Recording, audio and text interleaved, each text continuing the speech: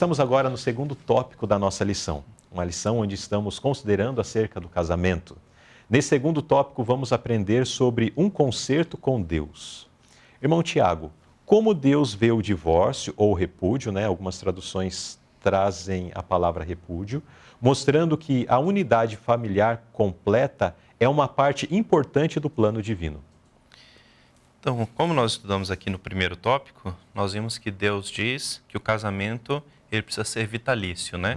Então, Deus ajuntou, o homem não pode separar. Mas e agora? Se fala em divórcio, e como Deus vê isso, né? E aqui no texto de Malaquias diz, porque o Senhor, o Deus de Israel, diz que odeia o repúdio. Então, ele odeia o divórcio. Então, nós sabemos aqui, conforme a palavra de Deus, que isto não é permitível, não é permitido, não é aceitável aos olhos de Deus. O plano de Deus para o casamento é o que está, inclusive, apresentado, e quero, na nota, mas quero destacar as duas últimas frases. Jesus quer ver casamentos e ambientes familiares felizes. Então, quando se casa, o que está se construindo, ou que se deve buscar construir, é um ambiente aprazível, um ambiente gostoso de se estar.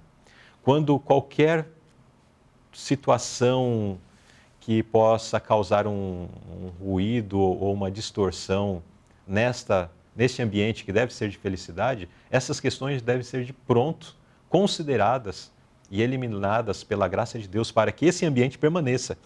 Porque ainda diz assim, o calor da verdadeira amizade e o amor que une os corações de marido e mulher são uma antecipação do céu. Será que quando nós olhamos para o nosso lar, para o relacionamento esposo-esposa na nossa casa, nós podemos perceber essa antecipação do céu? Se nós não conseguimos perceber isso, então lembre-se, isso é um termômetro que mostra que o casamento está precisando de algo. E esse algo é principalmente Cristo nesta união. Vamos à pergunta B. Como a promessa ligada à lei do casamento, de ser uma unidade familiar, afeta uma pessoa mesmo após o divórcio? Então, caso aconteça o divórcio, como a lei do casamento ainda a alcança? Isso mesmo. Então, nós vemos aqui que o ideal, conforme os olhos de Deus, é que o casamento permaneça até que a morte o separe. Mas se por algum motivo vier a acontecer o divórcio, que não é da vontade de Deus que aconteça. Já vimos na pergunta anterior, né? Já vimos na pergunta anterior que não é da vontade de Deus, mas caso aconteça, mesmo após o divórcio, ambos não estão livres para contrair um novo matrimônio. Então, nós vemos aqui que mesmo após o divórcio, então, eles continuam aí, nós vemos aí que afeta, né? Mesmo após o divórcio, porque mesmo agora estando separados, mas eles não estão livres para ter nova relação e contrair novo casamento. Isso. E no verso de Malaquias faz menção, porque o Senhor foi testemunha entre ti e a mulher da tua mocidade. Então, nós temos a promessa de que Deus é presente na relação matrimonial, né? É uma promessa maravilhosa. Agora, praticamente eu respondi a segunda parte também, né? Quem essa promessa inclui além do casal? Essa promessa aqui, ela inclui toda a família, né? Quando nós lemos aqui o trecho inicial da nossa nota, nós entendemos perfeitamente que nos diz aqui, né? O laço familiar é o mais íntimo, o mais terno e sagrado de todos na terra. Deus o concebeu a fim de ser uma bênção para a humanidade. E nós temos essa responsabilidade, né? Principalmente nós que somos pais, temos essa responsabilidade de tornar o nosso lar este ambiente agradável, esse ambiente feliz, sendo assim uma bênção para a nossa família e para as pessoas que estão ao nosso redor, né? Com a presença de Deus sendo marcante, né? Nós entendemos que sem Deus, o casamento está fadado ao fracasso, né? Quando Deus se faz presente, e aí entra um apelo que a lição, esta lição aqui, né, ela não alcança, não chega a tocar, mas a questão de que Deus, ele precisa estar presente e nós precisamos buscar através dos cultos, né? Culto matinal, o culto vespertino,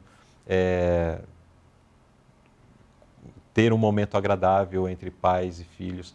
A religião precisa ser algo presente no contexto familiar, né? Porque muitos procuram a felicidade, como temos mencionado aqui na lição, procuram a felicidade na vida conjugal, mas sem Cristo, através do que o mundo apresenta como sendo os propulsores, né, da felicidade. Mas essas coisas têm, na verdade, levado pessoas para caminhos tão tortuosos, tão complicados e tenebrosos.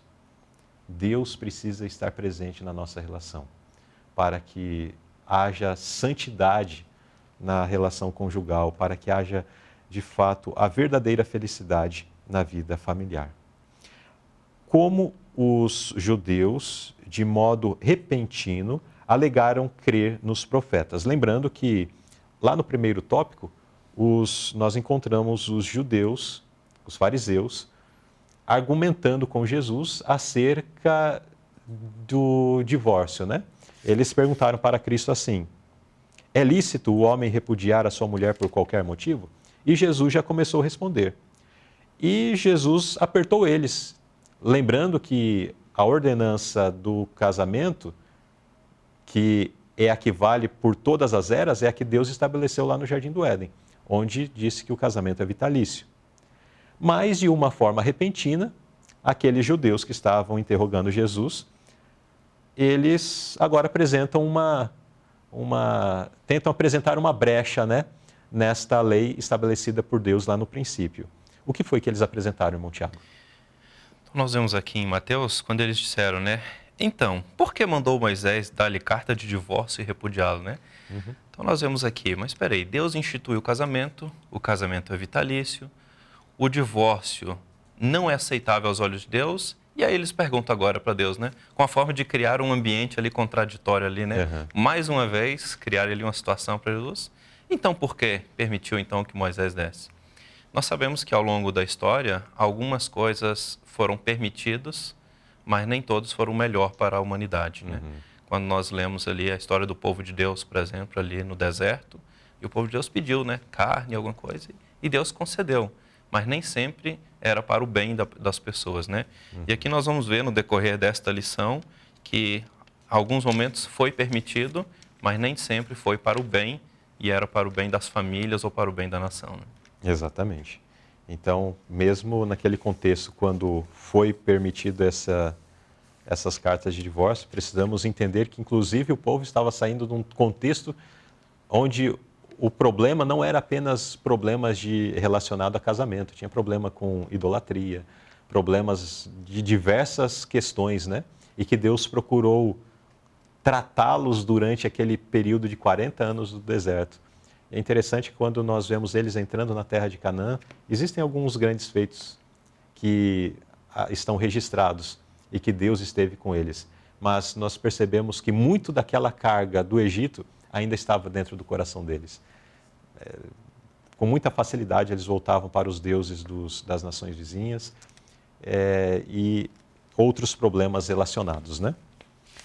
Muito bem, então nesse segundo tópico nós vimos sobre o concerto com Deus. Então, o concerto do casamento não é um concerto que nós fazemos de pessoa para pessoa, ou para um juiz, ou para a sociedade, mas é um concerto em que Deus está presente. É um concerto que é um voto que nós fazemos e este voto é feito para Deus também. Então, quando votamos para a nossa esposa, né, para a noiva ali, a esposa e vice-versa, prometendo a fidelidade, nós também estamos prometendo que cumpriremos isso ao nosso Deus.